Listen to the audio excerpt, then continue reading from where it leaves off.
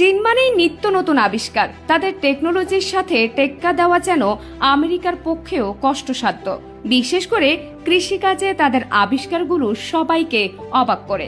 তেমনি এক টেকনোলজি যা মাত্র 1-2 জনকে বিশাল সব জমি চাষ করতে সাহায্য করছে। চীনের কাছে আছে কর্ন হারভেস্টিং মেশিন, যার সাহায্যে রীতিমতো সেকেন্ডে কয়েকশো ভুট্টা তুলে নিয়ে আসা যায়।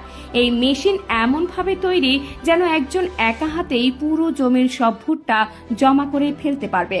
চাইনিজদের কাছে আগাছা পরিষ্কার করার জন্য আছে অত্যাধুনিক মেশিন, যার সাহায্যে 1 জন কিংবা 2 জন মিলে অল্প সময়ের মাঝেই চাষের জমির সব আগাছা তুলে ফেলতে পারে।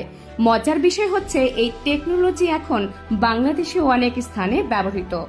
চীন এমন একটি মেশিন আবিষ্কার করেছে যার সাহায্যে মেশিনের সিটে বসেই মাঠে চারা রোপণ করে দেওয়া যায়।